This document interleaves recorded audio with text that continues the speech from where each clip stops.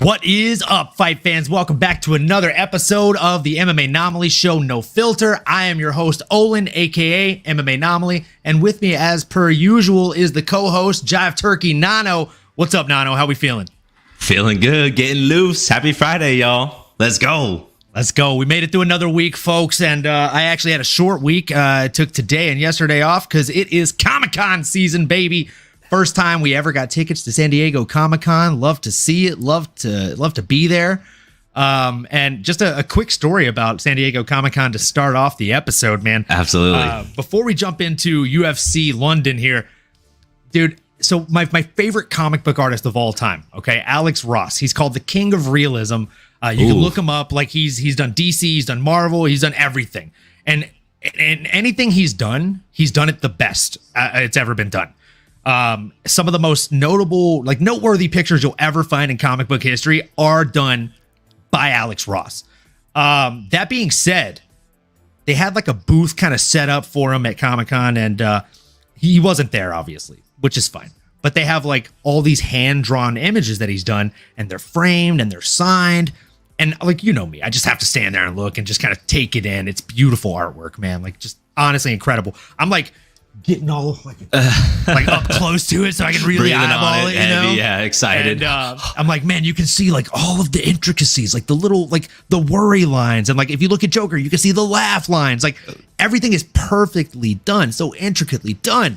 And of course, there's a moment where I'm standing next to another gentleman who's doing the same exact thing as me, same song and dance, obviously just enthralled by the artwork.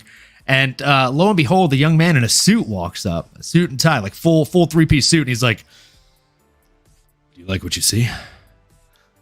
And the other nerd next to me is like, well, yeah, it's Alex Ross. And so the guy in the suit, so the guy in the suit, he looks over and he's like,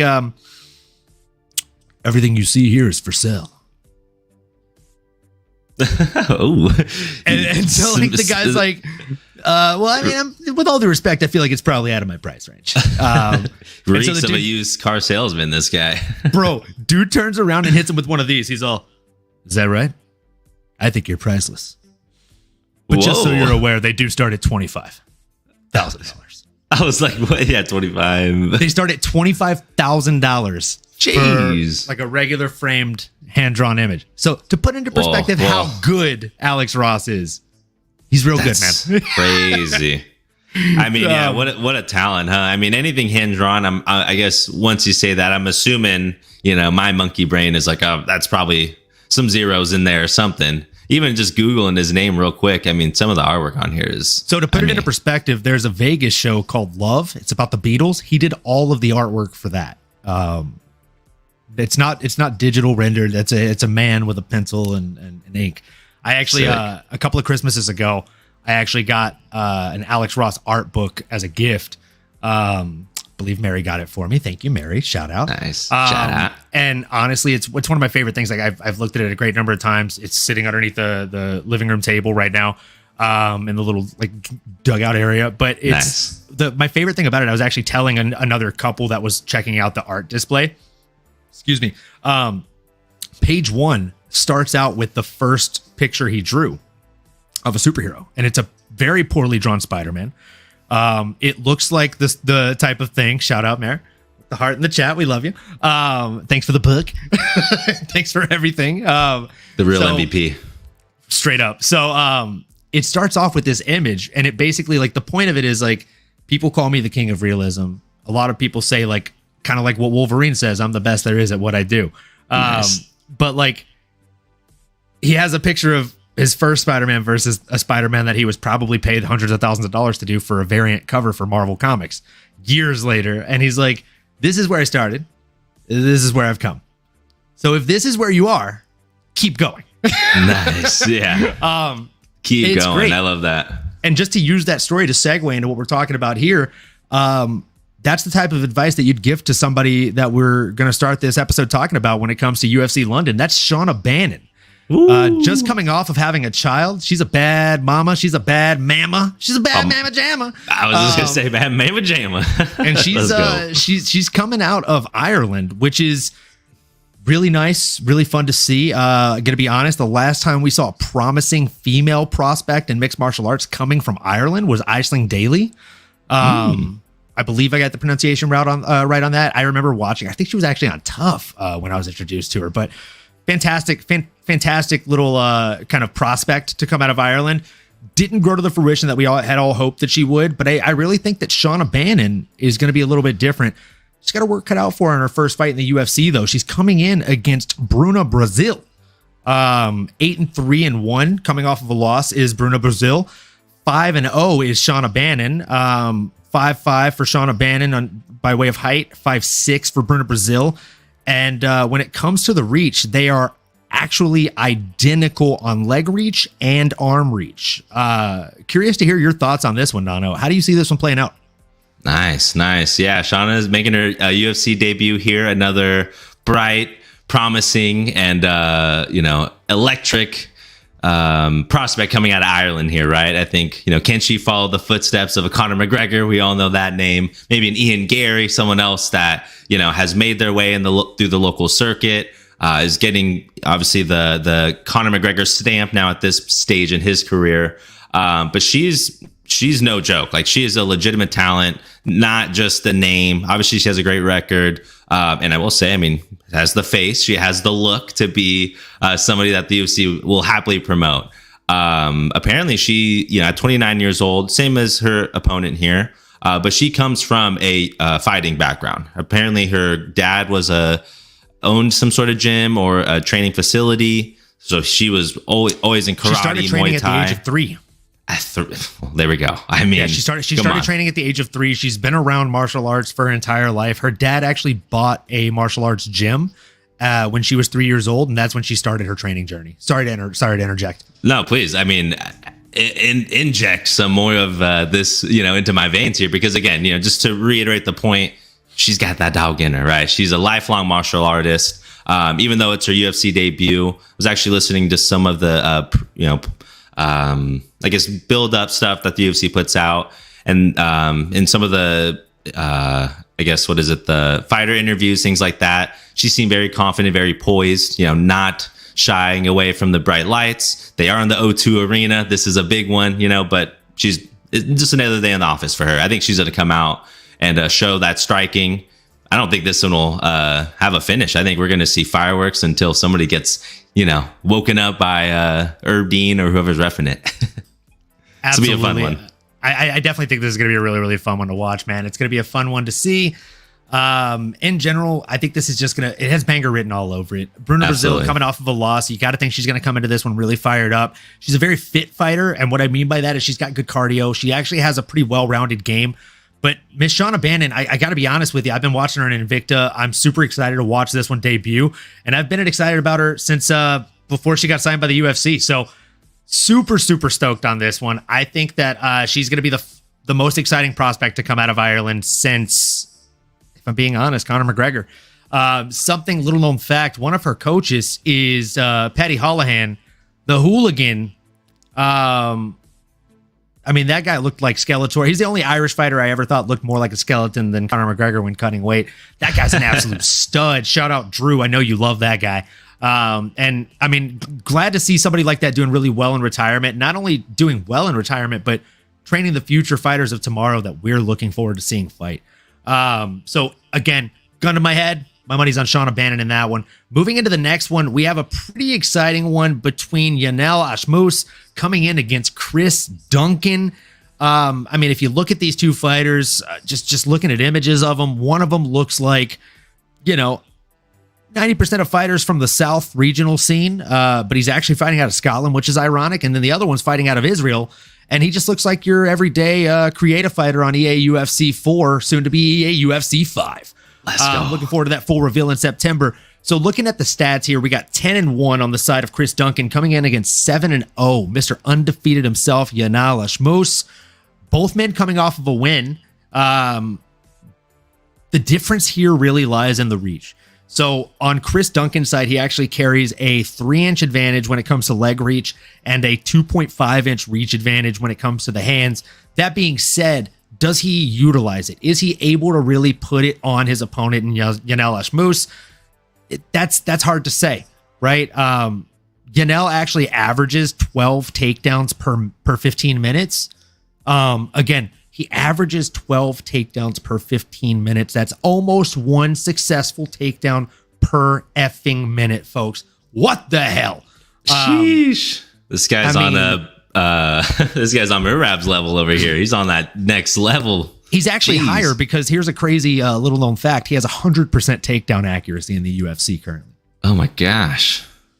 Averaging 12 per 15 minutes. Son, in the world of sales and CPG, we would say that that's a really high distribution and velocity level, and that's how you make money, folks. Absolutely. Man, that's crazy to hear, right? I mean, against anybody, right? I mean, I don't know. I think he only has a couple fights in the UFC, right? So let's, factor that. Maybe he's just mulling through some of these other guys in different leagues. But hey, that is still, regardless of who you're up there against, that shows you have great cardio, you got great pressure, and you must have some good offense, right? I do think that 7-0 record here, Ashmuz, even his last fight had a very impressive knockout, even though he's known to take people down, to make it nasty, to beat you up, to big brother you a little bit. I think that's what's going to happen here, right? I think Chris Duncan, as good as he is with just one loss on his record, a part of me just feels this guy, man, he's no joke. He's strong. I think he's going to be able to sit in the pocket, move around, get to his spots. And if he gets a hold of you, gets a leg, you slip up, or if he can start you like he's done before, I mean, next thing you know, you're out of there. Yeah, I'm leaning that direction. I'm leaning towards Yanal. I think Yanal's got this. And what's crazy is, man, 12 got to be this guy's lucky number. He's got to go get a Powerball and put the number 12 on there as the Powerball. Because he averages 12 significant strikes per 15 minutes. He averages 12 takedowns. Or maybe it was 12 per minute, actually. Let me go back and look at that again real quick. Maybe I just jacked that up. 12 significant strikes, or 12 strikes landed per minute on average by Yanal. 12 takedowns landed per 15-minute average by Yanal. So again, 12 is his lucky number. Absolutely. He has only had one fight in the UFC. Looking forward to seeing how his takedown accuracy as well as his takedown average and significant strike average go down or up. I can't help but think there's no possible way that they go up. If they do, fuck, man. Like, he's going to be a problem. Might be the next Khabib, bro. Yeah, he's going to be a problem. He's in lightweight and everything. It's just bad news bears, dude. I mean, that division this might be one of those times that we need to see American wrestling versus Dagestani wrestling, Israeli wrestling in this fact. There we go. I don't want to misplace this. Misappropriate here. Appreciate it. And I will say here too, on a betting front, we're not doing any of our typical competitions this week. We're gonna put all our eggs in next week's basket here. But I will say, if y'all are looking for some recommendations, to the two fighters we just covered, Shauna and Ashmuz are both underdogs. You're gonna get them at plus odds. Maybe throw a little parlay, maybe throw $12 on it because that is his lucky number. I might be doing it this weekend. We'll see. But that is something to consider there. We're already taking the two underdogs. Yeah, so coming into this one, we do not have a bet versus bet setup. We do not have any specific parlays to go against one another setup. But you know what? Throughout this run, we might end up just crafting a joint parlay. So that way we all win this week. Absolutely. I'm actually not mad at throwing a little down on Shauna and Yanal. I think that might be a fun play. Chris Duncan is a stud, though. I gotta be honest. He's fought some real folks. Again, Chris Duncan has had a little bit more. I want to say tough opposition than his opponent has. Even Absolutely. Just having fought Omar Morales is a big thing, man. Omar Morales is a stud. Before then, he was on the Contender Series. Obviously, he lost to. God, I'm gonna mess up this guy's name. He has such a hard name. Vyacheslav Borzyshev, aka Slava Claus. So there we go. Yeah. Slava Claus. That's a much easier name. Slava Claus. Slava Claus. Out of Team Alpha Male, which makes sense. He's an Alpha Male alum, and he's really, really good. He ended up getting a kind of a flash KO in the second round, 28 seconds in, just caught him fresh. But again, I digress. This should be a good little underdog bet to place. Moving into the next one, we got Ketlin Vieira coming in against Pani Kianzad. You already know I like Ketlin Vieira a lot. However, I'm really high on Pani Kianzad. It's panty season, folks. It's a red panty fight. It's a red panty night. Let's go. It's always fun when she's got blood oozing down her face and she takes out her two front teeth. Like it's hard not to be a fan of Panty after that, man. She's coming off of a win. Her opponent, Ketlin, coming off of a loss. We got Sweden versus Brazil here, folks. Pretty close by way of height. We got 5'7" coming again. It's 5'8". Ketlin Vieira has the slight height advantage. When it comes to reach, though, they're almost virtually identical, with Panty Kianzad having the exact same reach with the hands as her opponent, Ketlin, but a half-inch reach deficit when it comes to the feet reach or the leg reach. That being said, Ketlin's more of a boxer. I don't think that half-inch and leg reach is going to really pay dividends or make much of anything out of this fight, if I'm being honest with you. I think that Panty is the smaller gal. I think that she's going to be a little bit lighter, and I think that she's going to be the quicker fighter in this. And if you know anything about me, you know that as much as I love power, speed kills, man. I say it all the time. Drillers make killers. And again, Conor McGregor, the best piece of advice he's had all season on Tough was focus on technique, then speed, and power will be in your back pocket. That's a fact, bro. She's got great technique. She's got great speed. And because of that, power's in her back pocket. I think Panty takes this one, man. She's got twice as many losses, but she's also got four more wins on her record. And I think that she's just been a more active fighter in recent years. I think that she might just prove to be too much for Ketlin Vieira. And after this kind of win, you got to think she's going to be top 5 material, itching for a shot at that belt. I love that. Yeah, I think this is a razor thin matchup wise. Stylistically, it's going to be a fun one. Both girls are in a position where, they're right there, right? Not a lot of names above them. You know, Vieira did lose to Raquel Pennington, who's right there in title contender conversation. So, hey, if it's going to be Red Panty Night, why not do it in London? Why not do it at the O2 Arena in front of a wild European crowd? I guess kind of her home crowd in a way, if you want to, give her the nod there. I was waiting to see if you're gonna sell me to go one way or not. I wanted to sit here and say maybe Vieira just a little bit bigger, like you said. Maybe she's gonna come in, play a little bully ball. But I'm gonna root for the speed here, like you said. Speed kills, man. You know the vibes. How am I gonna bet against Red Panty Night? If we're going down, we're both taking a shot. Let's over go, that. Baby. Let's go. Gladly do a shot for Panty Kianzad, bro. She's a beast. Speaking of something I'd gladly do a shot for, folks, we are doing a little bit of a charity. If you're watching on YouTube, feel free to pop on over to the Twitch briefly, even if it's just for a minute, and then you switch back over to YouTube if you prefer YouTube. We are doing a little bit of a charity today for St. Jude Cancer Research for Children. So literally, whether it's $1, $5, if you're feeling super generous, more than that, every little bit helps, and we would really appreciate it. So, folks, let us know in the chat if you donate. We're happy to do a shot for you folks. And absolutely. Moving forward, man, Panty Kianzad takes this fight, so we're just going to jump right into the next one, man. We got Mahmoud Muradov coming in against Brian the Barbarian Barberena. Nice. Barberena. Dude, this is going to be a great fight. Both these guys are coming off losses. You got United States coming again against Tajikistan. You got to think both of these men are game fighters coming off of a loss. They're both going to come in very, very angry, very ready.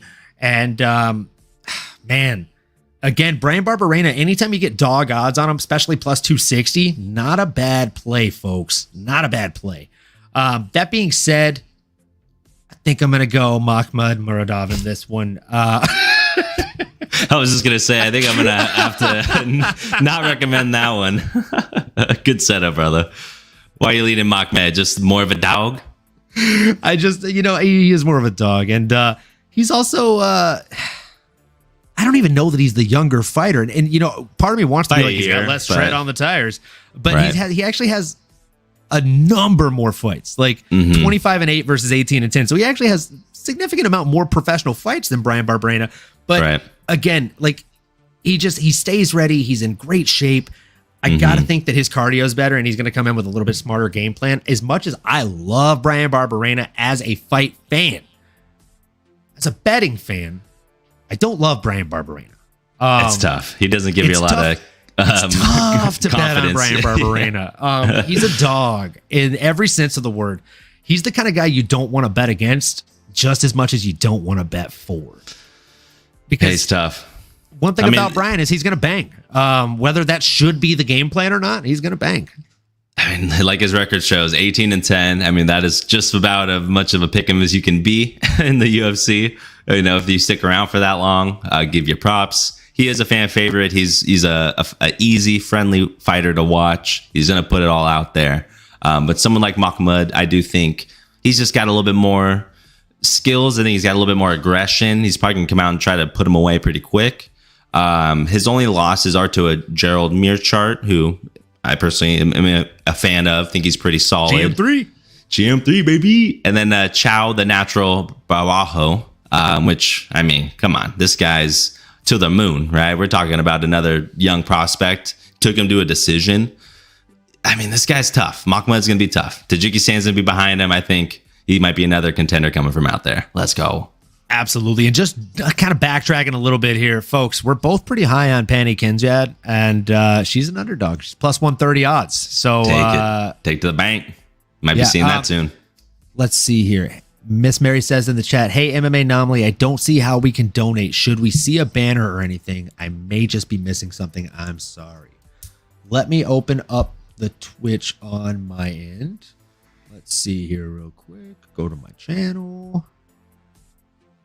Okay, so I see it at the right hand side here. It's in the or on the actual desktop setup. It's right underneath the screen. So let me go ahead and have Nano start chatting about the next fight, and while he's doing that, I'll go ahead and open up the app on my phone to see what it looks like there.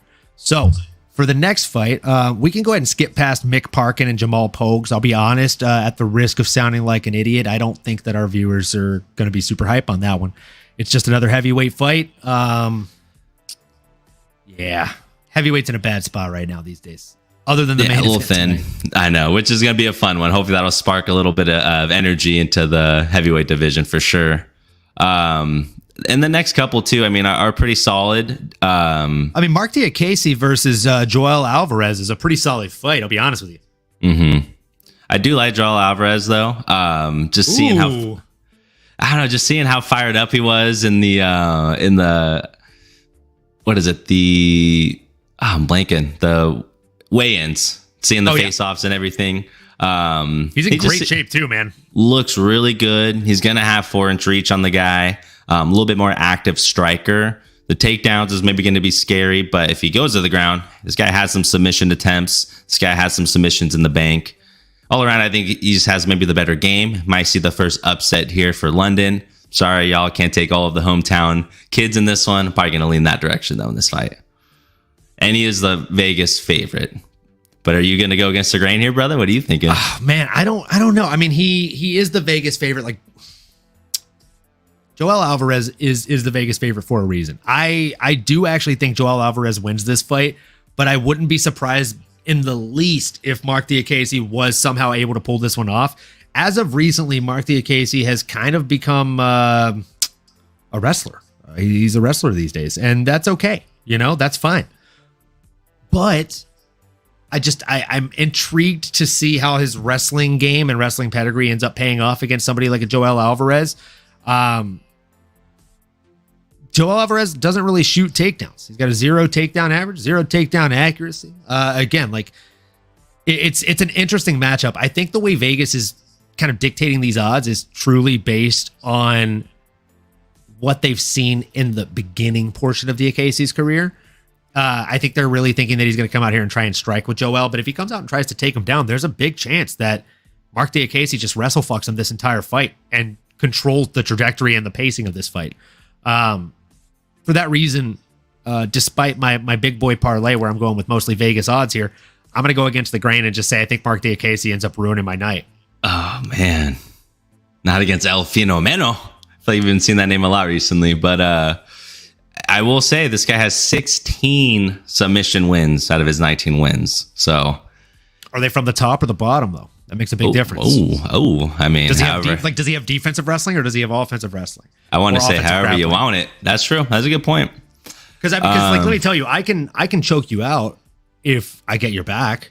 But if I'm on the bottom, I being completely honest, I'm not a really great defensive submission specialist or defensive grappler in general. if you get me in a poor position, there's a fat ass chance you're just going to keep me in a poor position for as long as that match lasts. That's true. And he has a variety. I'm seeing armbar, seeing a few guillotines, triangle choke, a Bravo choke. I don't think I know. Oh, Bravo choke's nice. Anaconda. I mean, he's got You're talking about Joel, yeah? 2 anaconda chokes. Yeah. Yep. Yeah, I mean, his breakdown of wins is 84% by way of submission. That being said, he's never won a decision-based fight. So, again, so that might be his path to victory here for Mark. If you're thinking, hey, stretch him out. Thanks, Amy, for the donation. We appreciate you. Let's go. Pour a shot to that. Ciao. And welcome to the stream. We appreciate having you. Let's go. So yeah, man, as much as I don't want to go against Vegas on this one, because again, I don't have a lot of money on it, but I have a tiny little bit of money on it, and it's a tiny little bit to turn into a lot of bit. So I hope I'm wrong. I truly do. But at the same time, part of me hopes I'm right, because Mark Diakese is later in his career than his opponent, and he can use a win. So I think it's going to be a really close match. Both men are coming off of a loss too, so it could make them fight a little bit irrational. I think we could see a boring fight from Mark Diakese that ends up being a win for him, which I don't care if you call me the most boring person in the world if I get 2 paychecks instead of 1. You feel me? And that's how it works in fighting. So yeah, I just want the W. Yeah. I'll take it. That's a good point. Danny Roberts versus Johnny Parsons, we can skip past unless you're dying to chat about that one. Nah, we can keep it moving. This next one I am pretty excited about, though. I was going to say, we're not skipping the next one, though, so don't count your lucky stars on that one, brother. Don't think about it. Davey Grant versus Daniel Marcos. Do you have your shot poured? Because we got to do one before this one. I'm going to get it right now. I got to turn around. Here, y'all see it. 1 second. Turn around. Every now and then he has to pour himself a shot because we got a donation. Turn around right now. Every now and then we drink some whiskey. Oh, wow. Way to hold it down.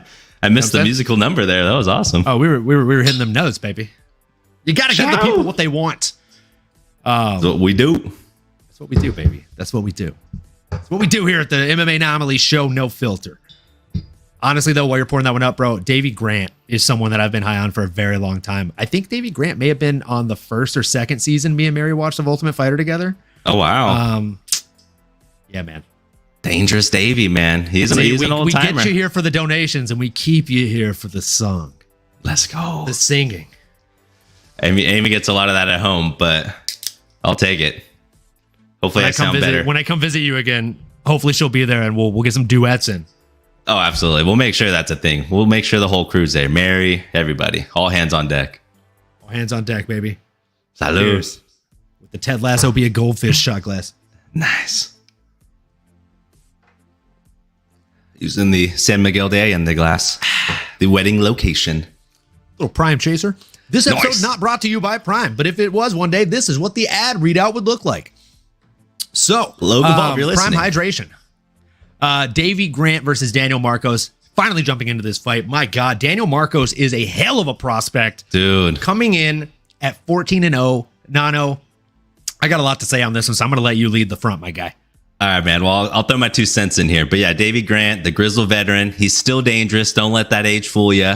We saw him in his last fight against Rafael Assunção, which was a fun fight if y'all were happened to watch that. Sorry to interject here. Rafael Assunção is no easy night for anybody. I mean, dude, he's a savage. Didn't Rafael Assunção drop TJ Dillashaw, and that was like TJ Prime? Come on, folks. He's another guy that's just been a problem in the division for over a decade, right? And that's where Davey Grant's sort of now taking the torch from him after that win. The grizzled veteran isn't going away, aging like a fine wine. I think that might have been one of the lines I heard him say here during the press conferences. But I'm really excited, man. He's been in there with some of the who's. Chito Marlon Vera, lost decision. Adrian Yanez, lost decision. So he's taken these top talent, elite talent here in the division to a decision, taking him a full 15 minutes. I do like this Daniel Marcos guy. He's younger, obviously at 30 years old. He's got that perfect record. He's got some fun hair. He's got my brother's last name as my brother's first name is his last name. There are a lot of reasons why I want to root for the kid. I think we're going to see a really fun fight. But has he seen someone as awkward as Davy Grant that can just hurt you from so many different angles? That's the question. I don't know. I think Davy's going to have an answer for him. He's just different. What do you think, brother? Oh man. I really think that Daniel is a really, really good fighter who drew a really bad stick, man. He's coming against, Davy Dangerous Grant or Dangerous Davy Grant. I think he should just change his nickname to Davy's Locker because he drags these folks into the deep end and drowns them, buddy. What he does to the folks he fights faces, I wouldn't want to do to people I dislike's face. And that's saying something because I'm an angry son of a bitch. Davy Grant is more angry. That's just a fact, folks. The guy's nasty. What's crazy is out of 15 wins, he only has 4 KOs. But if you watch the way he fights, you would not think that is the case, folks. He throws lead. Okay? Comic book reference. I guarantee you Superman can't see through his hands because Superman's X-ray vision doesn't work on lead. And that's what the fuck they're made of, folks. He throws lead in those hands. He's throwing everything with damage, everything to hurt you. You don't believe me? Go back and watch the fight between him and Jonathan Martinez. Jonathan Martinez should have been a better boxer, but he wasn't. He got knocked out. How? By a punch. Before that, he fought Martin Day. That guy also knocked out by a punch. Fast forward a little bit later, he fought Marlon Chito Vera. Went to decision. Marlon couldn't put him away. He was putting it on Marlon too, bro. Marlon didn't like that fight for the first couple rounds. I can tell you that. Well, he beat him a foe. He had his number. Let's not forget. This guy's been around the block. That's what I'm saying. He got a unanimous decision on him in 2016. Marlon came back to avenge it 4 years later. And he made it happen. Good for him. But took every bit of it, though. Took every bit of him, though. Took a little bit of his soul, I think, in that one. The only other person that's beaten him in the last 5 years is Adrian Yanez, folks. And come on. Adrian Yanez is a stud. He's an animal. Yeah, he's at that elite tier. He's at that level. He's that guy. Shout out Adrian Yanez. Dude. And then after that, like you said, Rafael Assunção is one thing, but he sent Luis Smoka out of the UFC, folks. The Last Samurai. And he put him away in round 3, 49 seconds in. He knocked him out with a punch. It was a flurry from hell. Dude, when he hits people, I wish there was a way, in the video game, to turn off commentary. Only in moments like that, because I just want to hear the visceral sounds of the gloves connecting. When they show it on the replay, I'm like, ooh, oh God. I get chills, bro. It's so good. Yeah, it's the best. It's the best. His boxing combos, he's like a weight class lower version of Dustin Poirier. It's very nice to see, man. I like it. He's one of those sharks where when he smells blood in the water, God help you, because he's coming, dude, and he's coming for a finish. I think we might see Daniel Marcos walk away on Saturday night with his first loss in his professional career. I could actually see him coming out and winning the first round. He's a pretty quick starter. And in my opinion, Davy Grant, that's one of the few things that he could use work on is starting a little bit faster. Man, I think if he comes out there, he's possibly going to lose that first round, and then he's going to put it on Daniel Marcos for the second round, maybe get the finish. If not, late in the second, early in the third. I would agree with that. It looks like Mr. Marcos here, Daniel Marcos, does have a lot of decision wins, 6 of them to be exact, out of his 14 fights. So maybe that's kind of his grinded out style. But yeah, can you survive 15 minutes of Davy Grant? Can you figure out the puzzle? Can you, slip off the angles and see something coming from the hip? Or can you survive the death by 1,000 cuts? I think is a good way to put it. This guy, Davy Grant, man, he's a legend. Absolutely. And one thing to kind of look at, the dichotomy of fighting is just a crazy thing in general, right? There's so many different ways to slice the pie or the cake, whatever you want to call the metaphorical fucking piece of food we're cutting here. But either way, folks, when you really look at it, Daniel Marcos has not been hit a ton in his professional career. And I'm one of those weird people that I always tell, this about me. If we're sparring, you hit me first and that's how we're going to dictate how hard we're going. It's hard for me to even hit you first because I don't want to be that guy that starts it off because maybe I go too hard. I always feel bad for the people I'm sparring or fighting or whatever the case may be. So yeah, how do you set that bar? Yeah, you don't know until that bar. Yeah. For Daniel Marcos, I don't know that he's been hit by somebody like a Davy Grant, son. So what happens when he is? Does he keep moving forward? Because right now He's got 71% striking defense. That's a pretty high clip, man. That's a really high clip. That means 29% of the time you're not getting touched. What happens when you start getting touched and you start getting touched by somebody named Davy Grant, who's trying to put you at the bottom of the ocean in Davy's locker? Okay. I think it's going to be a bad night. It's got disaster written all over it. Man, I'm blowing my own fucking parlay apart this whole episode, man. Because Davy's another dog. Is he? He's plus 135. We're gonna put a little dog parlay in, I think, today. Yeah, we're doing it live as we speak. We're doing it live as we say here. Oh man, interesting. Man, moving into the next one, we got Lerone Murphy coming in against Josh Culibao. Josh Culibao, of course, is the underdog. They had to give someone from the UK here a favorite spot coming in since it is UFC London. We got 12-0-1 on one side, 11-1-1 on the other. Same number of fights, just a different stack out of how they played out. 73.5-inch reach on Lerone Murphy's side. His opponent has 73 inches, same exact leg reach. So virtually identical matchup here. However, it is a bit of a difference in style. You have someone that, in my opinion, and Josh Culibao is a bit well-rounded of a fighter, comparing that to, on the other end of him, someone who, kind of like Davy Grant, minus the finesse, he comes in to take your head off. He comes in to hurt you. And, you know, we'd love to see that. Lerone the Miracle Murphy, again, he's trying to put it on you. That's probably why he's got 7 KOs out of 12 victories. That being said, he's got 0 submissions, and he's fighting somebody that, I mean, realistically could submit him. He's got 1 submission to his name, but likely we're going to see a striking match, folks, because his opponent also has 5 KOs. So I think we're going to see a very heavy striking match here. And if that ends up being the case, it should be a pretty good night for London, in my opinion. I think Lerone Murphy should be able to squeak it out. Agreed, brother. This is a fun one. This is a very exciting fight here in the 145 division. You know, you got Lerone Murphy, undefeated, like you said, 7 knockouts and 5 decision wins, which I thought that was just as impressive as the 7 knockouts. This guy doesn't have gassing problems. He can go a full 15, no problem. If he's not knocking you out, he's going to just pepper you. It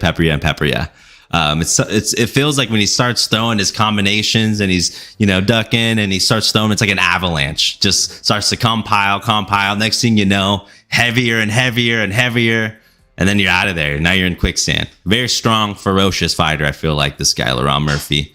And he's a pocket fighter, man. Pocket fighter, old school kind of boxer right in there. Gonna explode into it and boom, boom, boom. Gets heavier. Peppers you. Really fun. I think this is gonna be fun to watch. Yeah, the home crowd's gonna go berserk when he starts letting them loose. But let's not get it twisted, man. This Joshua Culibao guy is no slouch, right? The dude is 11-1. His only loss is to a very talented, one of my personal favorite fighters, Jalen Turner. I mean, come on. What are we talking about here? And talking about the tarantula up in here? The tarantula up in here, man. He lost, right? But if that's the only guy you're losing to, I'll take it. I mean, so be it. You know, if you're going to learn a lesson, I'll learn from the tarantula. And on top of that, he drew a draw with a very competitive Charles Jourdain, who I've been seeing his name a lot recently, but very fun fighter. Very respected guy in the division. So I am curious. I mean, can Joshua withstand the power? I've seen Lerone Murphy take someone out with some knees. You know, if Joshua does try to muddy it up, maybe take him down, use a little bit more of that wrestling. Because I agree with you. I do think he might be a little bit better rounded in the wrestling, grappling, maybe on the ground. Lerone Murphy's, if he's going to get you there, he's probably going to knock you out or just beat you on the feet, at least in my opinion. So can Joshua avoid those heavy shots? Can he win enough points? Can he maybe get some takedowns, some ground control, and tire out this juggernaut of a Lerone Murphy that we're looking at? It's tough, right? I mean, Vegas would say so, but man. Well, actually, no. I guess Vegas does not say so. Vegas thinks that we're right and that Leron's going to win. So I think that's where I'm leaning as well. But it's going to be a really fun fight, y'all. Absolutely. I mean, this next one, I think we might end up going against Vegas a little bit here. We got Jai Black Country Banger Herbert. One of the funnest nicknames to say, folks. The Black Country Banger. I'll say it again. Jai Herbert coming in against the Smile Killer himself, Faraz Zayam. Pretty similar records here. 12-4-1 versus 13-4. Jai Herbert coming off of a draw. His opponent coming off of a win. We got England versus France, a good old-fashioned banger of a matchup. 2-inch reach advantage for the Black Country banger, Jai Herbert. 1-inch reach advantage for the legs of Varas Zion, his opponent. This promises to be a really fun fight. I think Jai Herbert is a really fun guy to watch. Got 12 wins, 9 of which by way of KO/TKO. Not a big decision guy. Only twice has he ever been to decision. And he's been submitted once. He's submitted somebody once. So you can probably expect this one to realistically just end up being another knockout. He knocked out Kama Worthy back in 2021. Everybody remembers him getting bodied by Ilia Topuria the year after that in 2022. I believe it was a quick body head over the top. Knocked him the hell out in the second round. I remember, though, Ilia was getting whooped in the first round. So good for Jai Herbert. Definitely not bad to lose to the guy that's probably going to end up fighting for the championship belt next as a challenger. And then after that, he fought Kyle Nelson to a decision. It was actually his second decision in his pro career. And then got the draw with Ludovic Klein, who is no scrub at all. Now, standing across from him, he's got a definitely tough opponent here. He's got his work cut out for him for the, when it comes to the Smile Killer. This guy's only had 5 UFC fights, but he's won 3 of them. Okay. He lost to Don Madge, who's not a household name, but the only other person he lost to was Terrence McKinney. And Terrence McKinney, with all due respect, wasn't supposed to beat him like that. He got a fucking submission on him. We're talking about a knockout artist. Got his neck. Nobody had that on their bingo card. And if you did have that on a DraftKings slip or on any kind of sportsbook slip, that's a salute. I tip my hat to you. You probably cashed out very big. Absolutely. Dude, like this has got banger written all over it. I feel like Smile Killer is one of those guys that is the epitome of the word well-rounded. He's got 5 TKOs, 4 submissions, 4 decisions. I don't know if you're good at math, but those are almost exactly well-rounded numbers in every way you could finish a fight, sir. I mean, how do you see this one playing out? Do you think we get a striker versus striker match? Do you think they're going to stand with each other?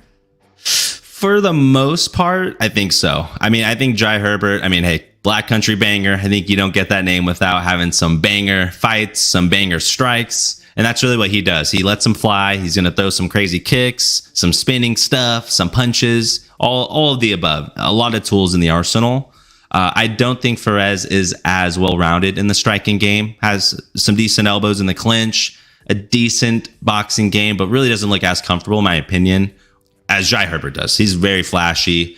But Jai, man, he's a fighter who, like you mentioned, at his best was able to drop Ilia Topuria, someone who is with a sweet head kick, someone who is right there at the top of the division now. It was so well timed. Ilia's recovery time on that was the stuff of legend, my guy. That's where, unfortunately, he ran into someone that's maybe just built different, right? Because 9 out of 10 people are probably getting carried out of there. He's getting the 50K bonus, but not against Ilia, right? So a little unfortunate because, he ended up losing that fight. And again, at 35 years old, with more losses than wins in the UFC. You mentioned Fares being 3-2. Well, Jai's 2-3. So I feel like there's a lot at stake for this guy, right? He's not getting any younger. He talked about I'd be fighting for a little bit of a job here.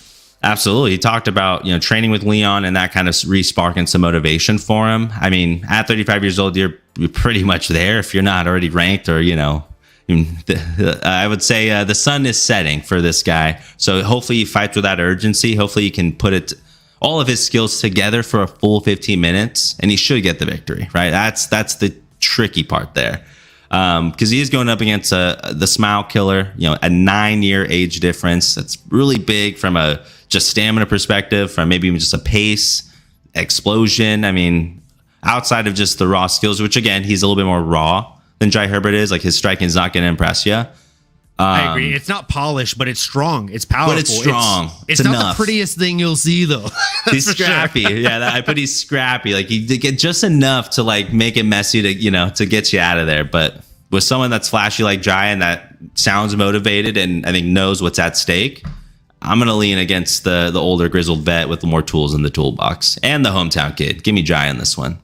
I really like Jai in this one a lot. I think that he has, like you said, I hate saying this, but I do feel like he is fighting for a job to an extent. And you hate to see that happen, but at the same time, it gives you a lot to fight for. That's for damn sure.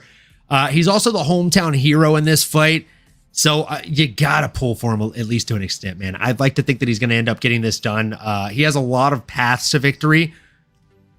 8 out of 10 of them are different ways to knock out his opponent. I don't see him going in there submitting him, but he's got a lot of different paths to knock out. He's got a really slick head kick. His body kicks are actually really underrated as well. The way he slips them in right underneath the arm. He was able to slip a few in against Ilya Taporia, if I remember correct.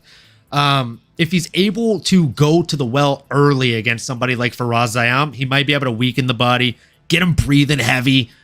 You make someone into a mouth breather like me, and you'll knock him out real quick. That's a fact. Facts. I'm only a mouth breather because of this, guys, if you're new here. Like, all those for those of you training. only listening to the audio, you missed me further crookeding my nose. So jumping into the next one, man. Again, that Jai Herbert one I think is going to be a banger, but I don't think it's going to be more of a banger than this next one, man. We got Paul the Bear Jew Craig coming in against Andre Muniz. No. You sound like you're excited about this one, brother. Take the lead. Let's go. Hey, Paul Craig making his middleweight debut, coming from the light heavyweight division, coming off a loss, but that's okay. Regardless, man, if you watch any Paul Craig highlights, make sure you watch his pre-fight build-up and his face-offs, because it's nothing but intensity. And that's what you got this last week. Man, what an intense matchup here, y'all. Paul Craig versus Andre Muniz. The stand-out was really fun to watch, I must add.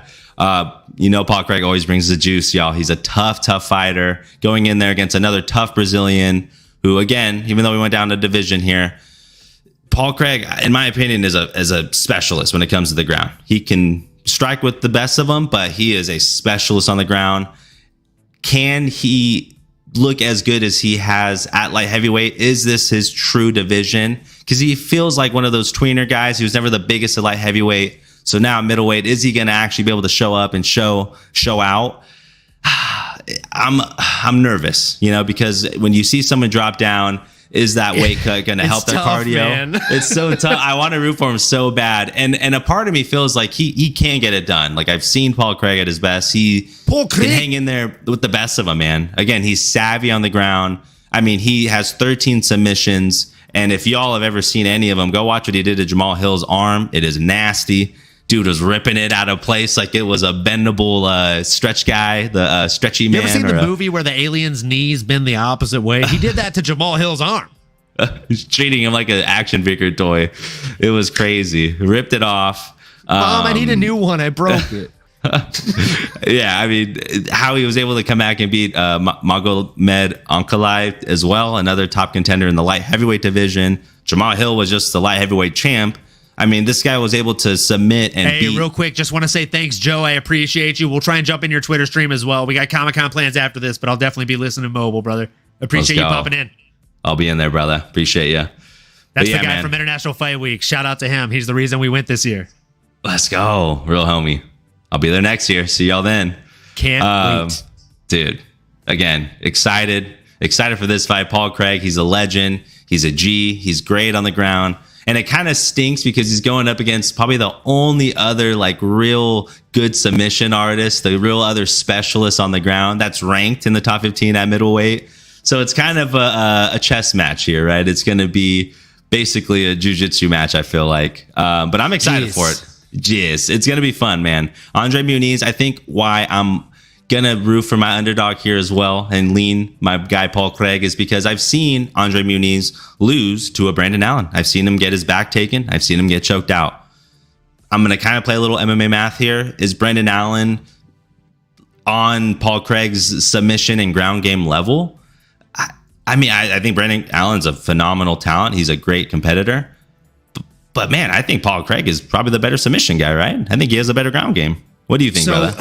So I have a lot of things to say on this. And first of all, I got to just start with this, okay? If anybody knows me, they know I'm a huge Marvel nerd.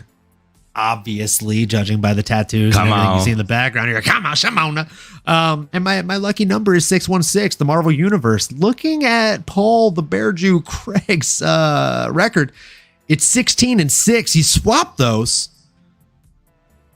And he's speaking my language. We got 616, folks. I'm going with Paul Bear Jew Craig in this one. Why? A number of reasons, folks. I am not going to only lead him because 616, because the MCU, the Marvel Comics universe, not the Marvel Cinematic Universe, is speaking to me. We got Andre Muniz stepping across from him from Montes Claros, Brazil.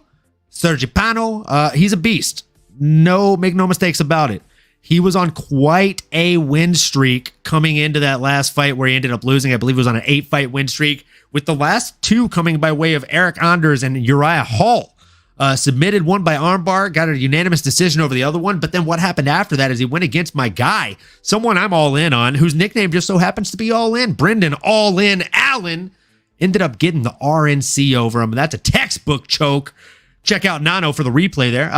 So hit the clean rear naked choke on him. And I don't know if you remember, but if you don't, good thing it's on YouTube. You can go back and check it out. I called that.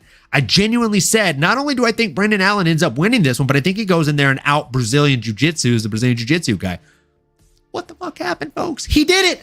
So what do I think is going to happen in this one? Well, I'll tell you this. Paul the Bear Jew Craig is not a efficient striker in the way that Brendan All-In Allen is, but he's a guy that's used to fighting guys that weigh in at 205 and then step in across from him at closer to 235, 245. And Andre Muniz is a very small guy compared to those folks he's used to fighting. That's why I think Bear Jew is going to have every advantage going into this fight. The crazy thing is he actually has a 2-inch reach deficit. So he's a bit DC-like in the fact that he's been fighting much bigger guys. One of the craziest MMA realizations I've ever had was when I took a picture next to DC and realized that though he felt like a tree trunk when I put my arm around him or a piece of concrete, he was pretty much the same height as me. And if I fought, I'd fight 5 weight classes lower than him. So what the hell? And he doesn't have a crazy ape index. It's not like he has a crazy reach, just like Paul Craig, who has his 6'3" height, very tall young man, but 76-inch reach going in against someone who's 6'1" with a 78-inch reach. So 2 inches taller, has 2 inches less reach. Crazy. Yet they have the same leg reach. So again, Andre Muniz, great ape index. Probably a reason that he's such a great and skilled Brazilian Jiu-Jitsu artist. When you have longer limbs, like a tarantula, pun intended, Jalen Turner's really good at submissions as well. You can wrap those limbs around folks. You can just frankly, you just have more options. You can reach around, do something that maybe someone with shorter arms or not as much reach or flexibility, they just can't get there, frankly. For any of the grappling folks or anybody who's ever done a grappling class or watched a UFC fight, probably like a Nate or Nick Diaz one, whenever they get put on their backs, for example, I say this all the time. If you can do rubber guard, if you not only, I'm not saying if you know how, I'm saying if you can pull rubber guard, because not everybody can. I know the steps, but I'm a thick guy. I can't fucking do rubber guard. My body doesn't move that way. Yeah. I just can't do it. It doesn't work. Especially with another man. The power. Just can't do it, Captain. I just can't do it, Captain. I'm giving all she's got. Like, swear to God, though, like I just can't, like, if you're on top of me, I can't bend my leg so far up that I'm able to put my shin in front of your neck. But Nate can, Nick can, and it fucking sucks if you're on top of them and you feel their shin pushed into your neck like this. It's not fun. It's not fun. Doesn't feel good. And you're trying to weight down, and they're like, "Yeah, go ahead and weight. Go ahead and push down. Yeah. Go ahead. Because like it doesn't feel good, right?" And Paul Craig, he can do shit like that. He's very slick. He's very technical, and he's very skilled. He knows positional awareness so well. Last time I was rolling, last weekend, went to Brazilian Jiu-Jitsu class, and the guy I was going with was obviously much better than me. I'm a striker. Anybody who knows me knows that. It's like Brazilian Jiu-Jitsu class number 3 in my life, number 2 at this gym. And dude was just wrecking my shit. And at least 5 times across an hour class, I was like, man, your positional awareness with the bottom half of your body is insane. Man, your positional awareness with the bottom half of your body is exquisite. Like, I was stroking this dude's ego for an hour straight. And I feel like after the fight, Andre Muniz is going to be doing the same thing with Paul Bear Jew Craig. Had to segue back into that with that. I just think he ends up getting a crazy submission here. I don't think it's going to be something as simple as like a rear naked choke, but I could see it being a simple submission that we see every single weekend, like a triangle choke. I could see him getting a triangle choke from the bottom.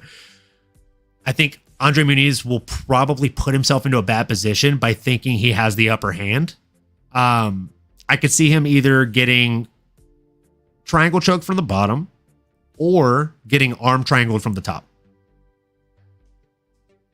I don't know why that's what I'm leaning towards. I like that. Yeah, I mean, you got to know they're going to be scrambling. I was going to say even like a heel hook or something where it's like, they're common, you don't see them a lot, but they're going to be rolling, wrestling, and it doesn't take much to grab on. We've seen Paul Craig try to shoot and grab an ankle. I mean, unfortunately, got knocked out that way, but or even a Kimura. That'd be fun. Snatch a Kimura. I love that. I'm rooting for that. If he gets like the whole bottom half pan and actually forces a Kimura tap, that'd be slick, dude. Oh, that'd be slick. I mean, he has it in the arsenal, and I would say Paul Craig too. He's violent. Like he's not just going to settle for a submission. It's not. He knows it's not. Okay, so that's why I'm leaning towards a triangle from the bottom. I can see him syncing up a triangle. Andre Muniz not wanting to submit, and then him pulling like can opening with one hand and just. That's what he's doing to Jamal until he just like smacking him with the elbow, dude. That like let me tell you. Oh yeah. Back in the AKA days, that was the worst shit ever. When you're like, I can muscle out of this. I'm fine. But you're doing full sparring. So like, even if someone's triangling you with boxing gloves on, which is like exponentially harder. Well, if you're doing full sparring, they're going to punch you in the face while you're trying to muscle out of that. It doesn't feel great because they also have the other side of your face pinned with their legs. Yeah, they're not gonna let you work up to the position. They're gonna be smothering you and covering your mouth and hitting your temple and your earlobe. Yeah, like reading between the lines, what that sounds like, folks, is everything sounds a lot easier in theory or when you're watching on TV. But when it's an actual fight, you forget these guys are like, they hate you. They're trying to rip your head off. And like, they're every little. Or even if like I know the technique to get out of that, it's like, yeah, you know the technique, but do you know the technique after they punch you in the left temple while you're trying to execute the technique? It's different. And you don't see it anymore nowadays, but if you're an old school, UFC fan, you used to see the foot stomps or in any position. Now it's the shoulder shimmy, the shoulder punch. It's like that's the new. Or if you're fighting somebody like God, why can't I think of his name? The guy that literally got into MMA to lose weight. God, dude. Is he new school or old school? No, he's a big, strong black guy that has crazy knockouts. Oh my God. I don't know why I can't think of his name. I don't know why I'm blanking on his name, but he has the nasty, like, I remember watching him on Tough and he's like, yeah, I used to be overweight and I got into MMA and I lost a bunch of weight. And now he's literally like a top 10 fighter in the UFC. But in Tough, he knocked the guy down and the guy like bottled up for a second thinking like, I can defend here or I can recover here. And instead of like following him onto the ground, he just threw a Muay Thai style leg kick, but to a grounded opponent's rib cage, because you can do that. That's fucking legal, and no one thinks you can do that because they're like, "Oh, you can't kick the head of a grounded opponent." He just soccer kicked the dude in the rib cage, and dude's like, "I'm done." Oh God, broke a couple ribs. Yeah, jeez, bro. And he's done that in the UFC. Like he'll get people in side control and just like stand up and then, oh my God, smash them pride style to the rib cage.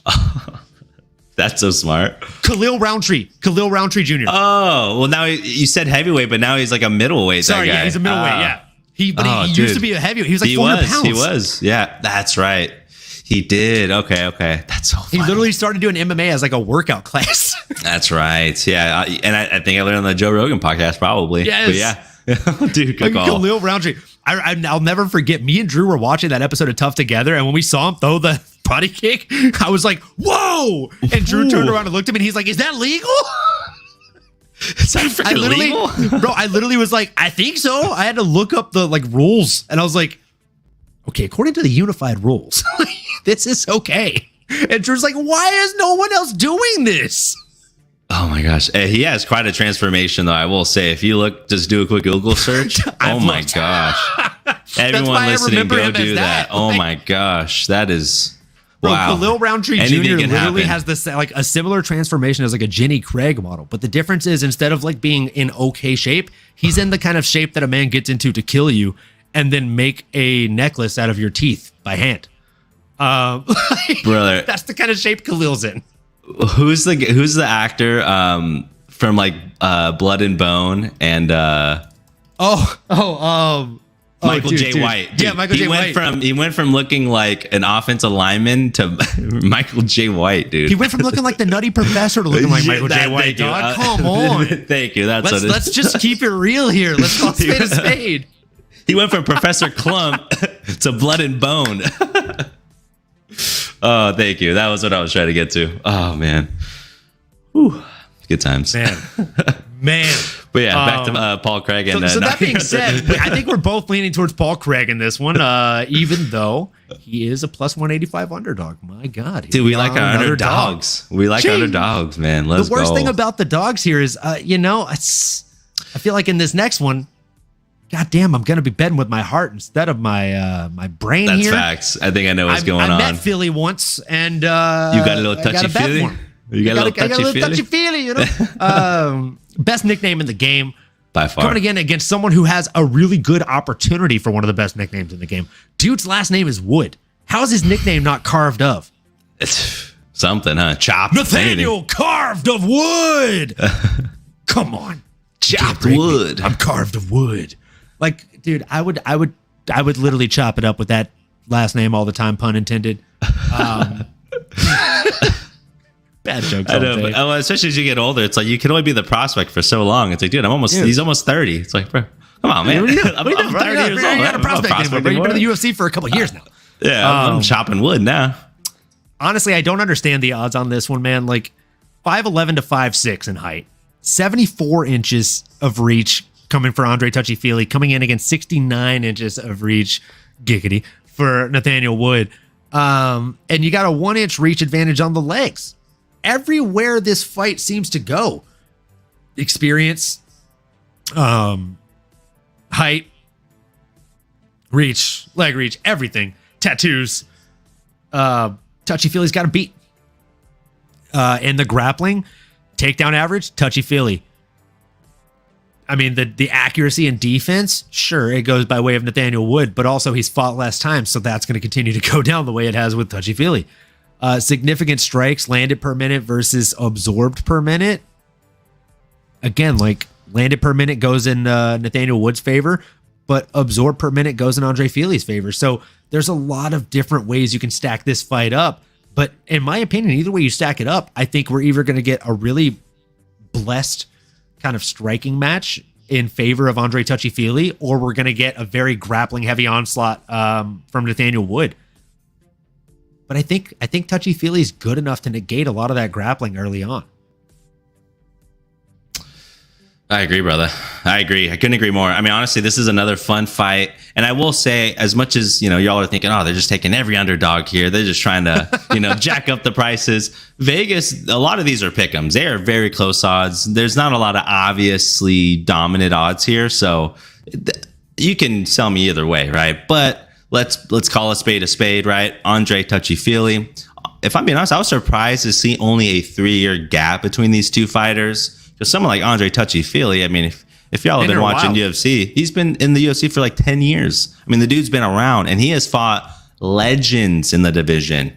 Now, don't ask about the results of the fight. It's okay. Let's just focus on the fact that he shared the octagon with guys such as Max Holloway, Yair Rodriguez, Calvin Kattar, Michael Johnson, Sadiq Yusuf, and our boy Bryce Mitchell. I mean, geez, that is a murderer's row, bro. Come on, man. Who can say they've shared? Who? That is everybody and anybody. New school, old school. That's every school, man. So this guy Touchy-Feely, man, and he's got that funky style of fighting to him too, right? Fighting with Team Uriah Faber and those boys. Fighting out Sacramento, shout out. Great head movement, all around throws strikes, very unconventionally. And I do think that's going to be his X factor here, along with the size. And frankly, I think just the strength that he might have on the smaller Nathaniel Wood. He is a great prospect. He is a talented fighter, 29 years old. Can he hang in there with the big dogs? That's kind of my big note. He did get a win against Charles Jourdain. It was close. But hey, he is that new kid on the block. And this is a big test for him. This is, a chance for one of these two fighters who have always been hovering around that top 25, top 20, looking to break the top 15. This is where you do it. If you could come out here, it's going to be a slugfest, I think. I think it's going to be a fun 15 minutes if it goes that long. Because I think it's so darn close. I think you see both of them having moments. If Nathaniel maybe gets his back, Andre's sneaky. He can get his way back up. He's gritty. He fights like he's fighting in the alleyway or in the Midtown in Sacramento or something, right outside Republic or one of the bars or the mix. But Yeah, man, I got to go for my local guy, but I do think Nathaniel Wood is a strong prospect. I don't know, the size thing. I think strong in the sense that his skills and the problems he possesses. It's gonna be a long night. It's gonna be a fun fight, though. I'll tell you that much. Absolutely, I definitely think it's gonna be a really good night. Something worth noting is obviously that Nathaniel Wood does have a win over Charles Jourdain, who is also another much bigger fighter than him. True. Similar to Andre similar build to Andre Fili. Similar build, similar fight file. style. Yep. Yeah. Everything about him is very, very similar. That being said, and again, might be just betting with my heart on this one, which is a real problem I have, folks. I really think Andre Touchy-Fili, at this point in his career, he's been growing every single fight. And especially in the last couple fights, he's looked like he's been focusing on holes that he has in his game or has had in his game in recent years. And that's a scary thing. Because again, we're talking about someone whose only losses really come from people like Max Holloway and Yair Rodriguez. So you're talking about a stud who's fought the biggest folks in not only the UFC, but in his weight class of the UFC across the last decade. So give the guy a break. But not on Saturday night. He doesn't get a break. He's fighting Nathaniel Carved of Wood, and it's going to be a hell of a fight. I think Fili does end up getting it done, though. I don't know why. I have a weird feeling that he actually ends up getting it done by submission. He has it in the arsenal. I mean, he can just start to pepper him. Too much offense can eventually just get the opponent to go down, whether it's by strikes. I think we're going to see the alpha male guillotine, man.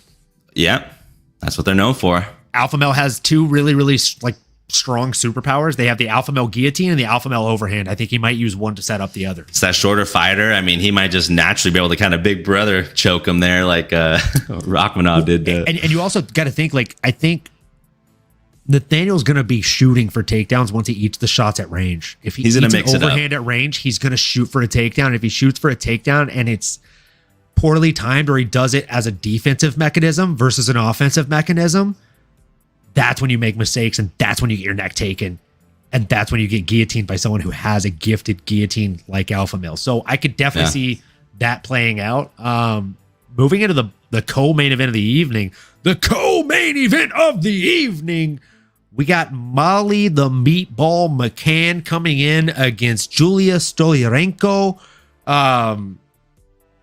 Man, I got to be honest with you. If you ask me how I see this fight going, I'm just going to say it's not. I don't see this fight going. I don't see this fight actually even happening. Oh. What happened? It's a weight cut issue? So Julia Stoliarenko, she's never really been a fighter that makes weight at 125, but she did make weight today. Okay. And that's a good sign. But I just think even if this fight happens, Julia is going to come in pretty gassed. I feel like they're trying to hand a win over to Molly McCann. I think she needs a win. She's coming off a loss. Then again, so is Julia. But again, Julia Stoliarenko, she's not a super big household name. And they gave her the co-main event slot against Molly McCann for a reason, right? You got to think they're trying to build up Stoliarenko to lose. Her last fight was against Chelsea Chandler, who literally got punched 3 times and ran away from her opponent.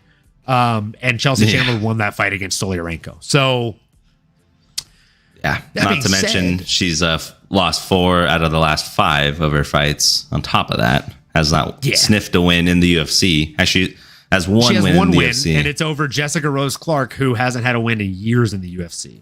No offense, love Jessica Rose Clark. Eric, I'm sure you're in the chat and you're probably hating me right now, but it's a fact, bro. Jessie Jess has had a rough skid lately. She's on a 3-fight losing streak. Lost to Stephanie Egger, Julia Stoliarenko, and Tainara Lisboa.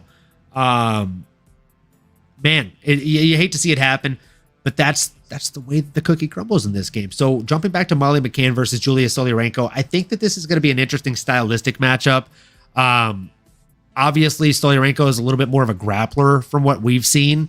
Her takedown defense is up at 62.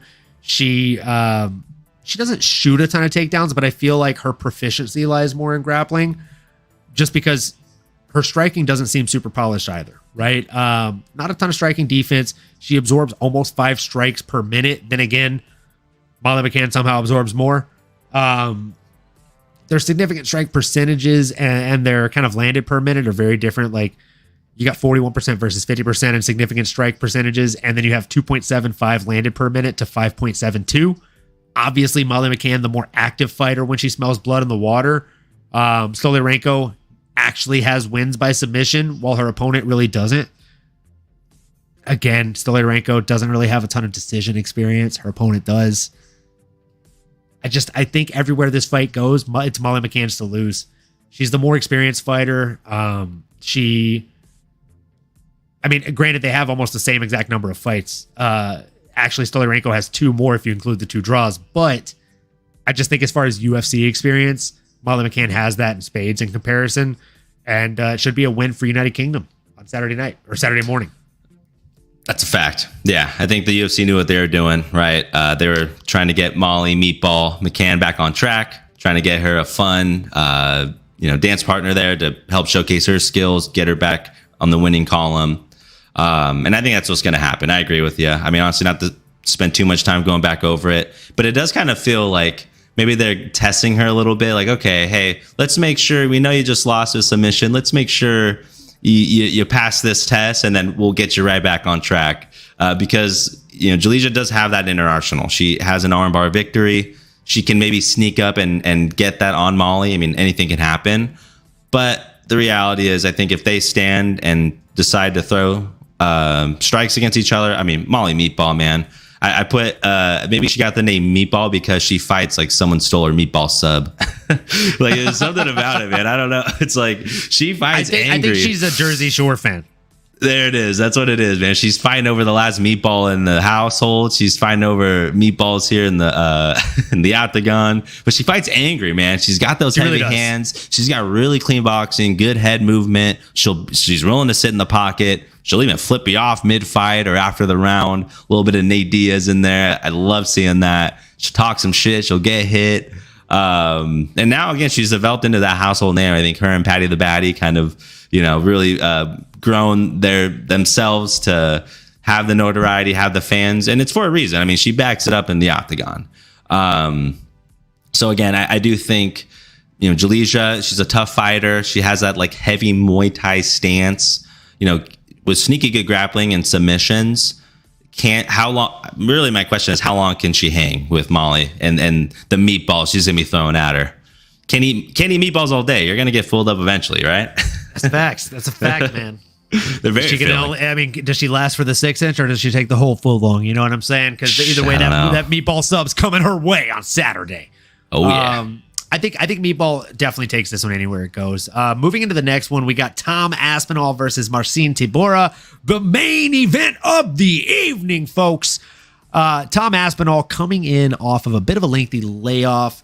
In his last fight, he actually tore his ACL, I believe, when he was in the middle of a fight against Curtis Blades. His MCL and then a partial tear in the ACL as well. Okay, I knew it was something ACL. It was messed up. It was bad. It was bad. He tore his MCL, partial tear in the ACL. It was only 15 seconds into the very first round. Very intrigued to see how this guy comes back. He's someone that is built like a heavyweight, and what I mean by built like a heavyweight is he's 6'5" and 259 pounds. That's about it. That's the only thing about him that's built like a heavyweight. Other than that, he's not only built like a middleweight, but he moves like a middleweight. Not a light heavyweight. You might realize I skipped a weight class there. That's because that's just the facts. He trains with, spars with, and moves like a 185er in every sense of the word. He's a beast. He trains with people like Darren Till, but the fact of the matter is he moves better than them. He's 12-3 going in against someone that's 24-7. Obviously, Tom coming in off of a loss because of that tear. His opponent coming in off of a win. And coming all the way over from Poland, not a nice place, and some really good fighters come out of that region. I'll be honest with you. He's also got a 2-inch leg reach advantage, does Marcin Tybura, and honestly, he's a hell of a fighter. He is coming in against someone that genuinely has 100% takedown accuracy and 100% takedown defense in Tom Aspinall, which is a real fact, folks. You can look it up on UFC.com. Shouldn't be real. Sounds fake. It's real. Tom's a beast, and I just am really more than anything intrigued to see how he comes back after such a crazy injury and such a decent sized layoff. How do you see this one going? Do you think it'll be a contested mostly on the feet? do you think Marcin will shoot early and test that knee or what? Great points, man. I agree. I think my biggest question is how is he going to look, right? I do believe that he's taken the ample time off. I do believe he is still young enough, and I do believe in modern science to put him back together the right way. I think we're going to see a good, probably the best version of a Tom Aspinall that we've seen in a long time. Maybe not the best ever, because the man has already proven to be on the short list of potential future champions in the division. Yeah, I mean, the last time we saw him against a top 5 guy, we had to throw it out. 15 seconds was not enough. Might have been literally the first or second kick he threw. Not a lot of punches were thrown before that. So he's still in that conversation. And again, 30 years young. All of his prime is still in front of him. He's 12-3, like you said. He's got 9 KOs. He's got 3 subs. And I do think his boxing is, like you said, it's like a middleweight. I mean, he boxes like a boxer. His head movement, the way he get in and out, he's explosive. He almost looks like a linebacker out there as well. Like, I mean, he's super athletic. He's freaky. He's also trained with Tyson Fury, again, the best heavyweight boxer of our current era. So, he's no slouch. I mean, this guy's going to bring it. And I think he's only gotten sharper as time has gone on when it comes to the knees, the elbows, the grappling, and just really becoming a more well-rounded mixed martial artist. And the thing with Aspinall, I think we're going to see an early finish. I think that's his style. He's not going to want to be in there for too long. Screw ring rust, screw all that. You don't want to give a Marcin Tybura, who, like you said, has been in almost 40 fights now. Yeah, I mean, the guy's tough. And Tom has only seen the second round 3 times, and he's lost 2 of those fights. I don't think that really favors him. Maybe the first minute or 2, right? Maybe after you throw that first leg kick. Really, it feels like maybe the first 15 seconds, right? I mean, you're going to get the adrenaline. I think once you start mixing it up, I think he's going to forget about the knee, right? I don't think outside of maybe the first 15 seconds being slow, okay, where do I get in, right? I don't want to make a mistake. But once they really start the fight, I think he's going to start letting him go, and he can hurt anybody. He can put anybody out. Marcin Tybura, very tough guy, but he's been yet to be able to prove that he can beat the elite level fighters, right? I mean, Marcin Tybura, he's lost to Fabricio Verdum, legend. He's lost to Derek Hotballs Lewis, one of my favorites, also legend, Hotballs, and Alexander Volkov, just another staple, another legend in the heavyweight division.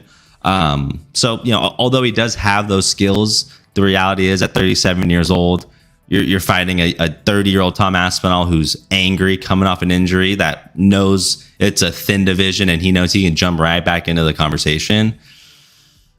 Good luck to you. I don't think it's gonna be fun. I don't think it'll last long. I would take the under 1.5 if I were betting, to be honest, because I don't think it's gonna last that long.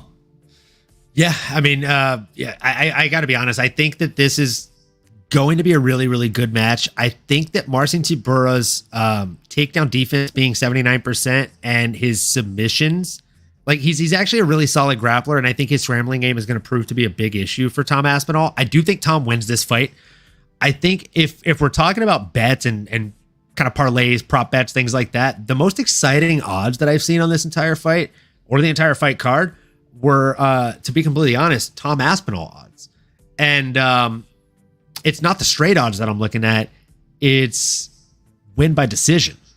If Tom Aspinall ends up taking this all the way to decision, which again, we're not talking about somebody that's very easy to finish in Marcin Tybura, that's plus 1,400 odds. Wow.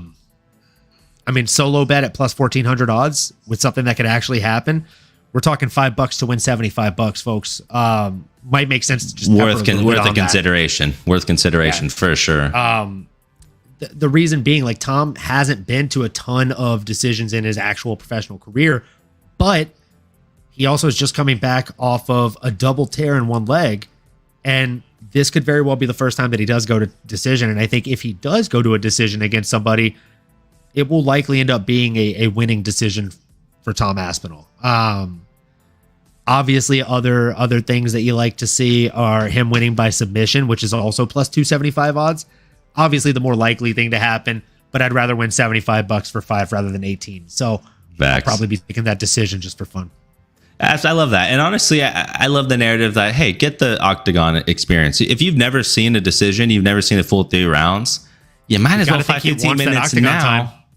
Yeah, because when you're going to go and get thrown into I don't think he's going to get into a title fight right away, but a 25-minute fight, if you've never been 2 full rounds, what's 25? What's 5 going to be? I would love to see him get that octagon experience, whether it's just for himself, whether we can all confirm he's got the gas tank. Let's see how he looks when, maybe it doesn't go your way. Maybe you suffer another minor injury or a shoulder thing, or maybe he has to persevere. Let's see what he's got. I think Tom's a talented kid, and he's a guy you want to root for, and he just has the look and appeal, and he's got the whole O2 Arena in his back pocket there. He's a beast, man. I'm excited for him. I'd love to see him win. Tommy Aspinall. Na, na, na, na, na, na, na, na. He has his own song. He literally is like a soccer team, bro. Like, that's they all so got legit. chance. Yeah, that's so cool. That's one thing I love about the UK fans. And that's one of the things that's gotten me really sucked into being a Nottingham Forest soccer fan is, and it's not just Nottingham Forest, obviously, Arsenal. Every single soccer team has 32 songs that these fans know and have made up for their team. And they're all so good. But that's what I'm saying. I don't know the words, but watching the game on TV, you can hear just over 1,000 people that don't know each other just singing with each other, and it's sick, dude. It's so cool to see. I think the most iconic war chant I can think of right now, and it's a soccer chant. I don't know the team. If you know, throw in the chat for the and I think that's the Paddy the Batty, isn't it? That's Paddy the Batty, dude. Paddy the Batty. I feel with all due respect, though, so many people have used the Seven Nation Army. Is that the song? Okay. Yeah, it's an old White Stripes song. Okay. So I thought that Arkansas, the Seven Nation Army on my back. So I thought that originated. Tell them all. Yeah, a country. Song. Oh, it's a great song. I thought so. Maybe there's some other ones too, but that's obviously a banger. But they do that, right? So whichever. But is it a black country banger? Started doing it. Jai Herbert. Ask Jai. That's our guy Jai. Yeah, brother. Hey, I love it. I wish I was a little bit more part of our culture, even as a sports fan. Football, basketball, that's just not really part of it, but I would embrace the hell out of that. That'd be so fun. Bro, in the next 2 years, you and me are going to England, and we're going to a Nottingham Forest game, and we're going to learn at least one of the fucking chants before we go. Bro, that is definitely a bucket list. Next time I go to Mexico, or if you ever want to go, dude, Mexico City, go to a Mexico game. Whenever I want to go, I'm just waiting for the invite, dog. Say less. Well, I gotta invite myself here. We gotta get I'm just waiting for the passport to come in the mail, and then once the passport comes, if I don't get an invite from you, I'm gonna be pretty upset. Brother, with that stash, you will be a fan favorite out there. The stash might be here to say, dude. I think it needs to. As Mary said, I had 40-plus-year-old women just swooning over me all day yesterday. We went and got ice cream with the nephew, and someone was like, "Oh my god, I love Ted Lasso so much," and I'm like, "Oh, thanks." Believe. You better believe, baby. Just believe. Dude, honestly, it's been a lot of fun. Super excited about it. Probably going to suit up as Ted Lasso right now and go out downtown San Diego. Let's go.